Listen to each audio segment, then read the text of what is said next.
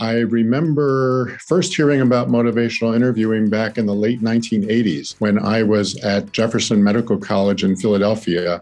And all I knew at that time was just to be hounding patients about all the terrible things that might happen to them. Then I went to a 3-hour workshop on motivational interviewing, and wow, it just changed everything for me. I really look forward to seeing these patients again. And when I did, I apologized to each about how I lectured them. And I asked them what they would like their blood pressures and blood sugars to be. And it was so amazing. So many patients had aha moments. My name is Brenda Blank. I am a child protection ongoing supervisor in Dane County Human Services. How I came to motivational interviewing was many years ago. When I was a baby social worker, I could really use some help in interviewing skills, not really knowing what MI was. And it was so helpful being able to use those skills in real time with real people and then get that support back in the training session, I would say changed my career.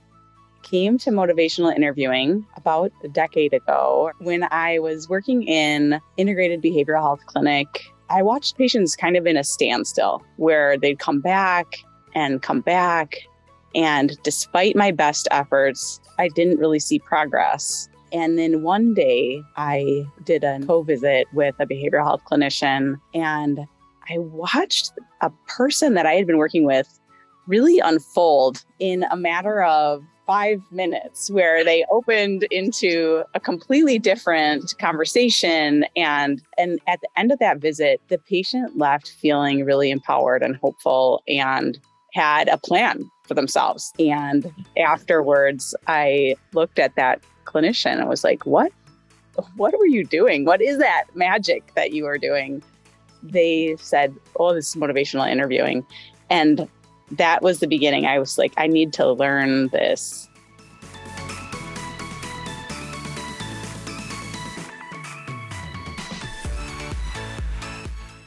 My favorite thing about motivational interviewing is that it's, in my case, like student-centered, that we focus on whatever area of change the student wants to talk about, whatever goal you want to come in with, whatever you want to work on. That's what we're gonna focus on. It's really about your style. It's about being in the spirit and allowing the conversation to happen, and then think about where you can instill some thoughts and ideas that might help the individual think differently about where they want to be with their health. I think the motivational interviewing approach just helps us come across to patients as warm, empathic, and non-threatening. When I hear staff feeling as though they're making progress in keeping families focused on an area, or like maybe they said one thing that maybe they wanted to change, like that for me is like, oh yeah, okay, this is we're on the right track. What I've learned is it's not just a set of skills. It's really about changing a whole approach to how I interact with patients. And it's transformed my practice. And as I wish I'd come across this earlier. So it's become my passion to bring it to other people. Remember the first time I did a double-sided reflection, and the patient actually walked into it and gave me all kinds of wonderful thoughts and content. And I was just so worried that I didn't even say it right. So that was like way cool. I'm like, whoa, that really was seamless. They didn't even notice, and they just kept on talking. And that was a really wonderful thing. Staff really need this because they're telling us they're having problems communicating, especially during COVID. It was really apparent during COVID. How do you pick up on, some of those issues that people are having when it's over Zoom? Staff really need more motivational interviewing. I think my favorite thing is that it really takes the pressure off professionals like me who feel like they need to fix everything, and really just being able to focus on truly knowing what's important to them, who they are, and trying to really empower them to say, like, you know what you need best. So why don't you tell me kind of what you're thinking and we can work that way, instead of me feeling like, okay, what's the solution for this client or that client, or what services do they need for this to work, and taking that pressure off.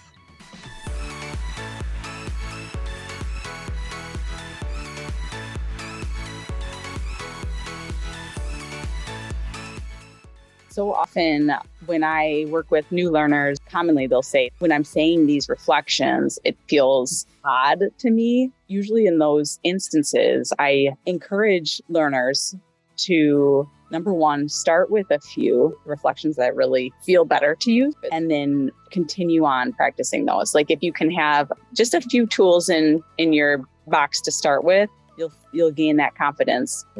Most important is just keep at it.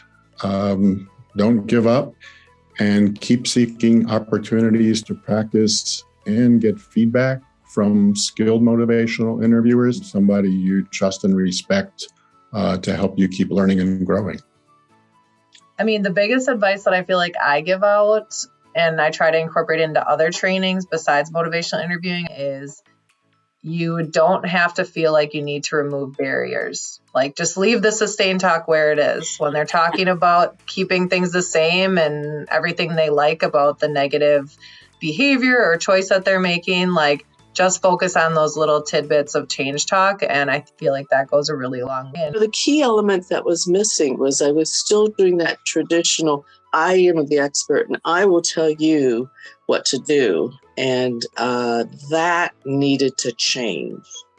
And it's changed in a big way.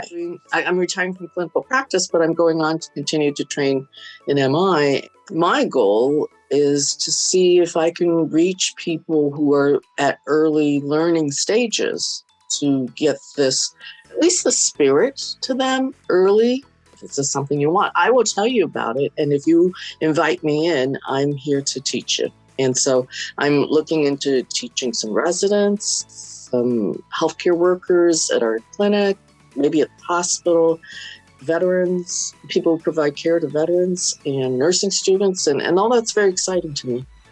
The advice that I would have for them is just keep working at it, keep practicing, keep finding people to say, hey, can we talk for a few minutes? Can we try this? Almost putting ourselves outside of that comfort zone and just continuing to go back to, we're going to fail. And I don't like failing. I call them learnings, mistakes. I call them learnings. Like, we're going to learn and we're going to try new things and we're going to figure it out. And sometimes it works, sometimes it doesn't, but you're going to learn from those experiences. It's going to make you a better practitioner, a better user of motivational interviewing. And if you don't try, you don't know. So we got to give it a try. We got to try things out. Sometimes that feels uncomfortable and awkward, but that's the growth and that's how we improve.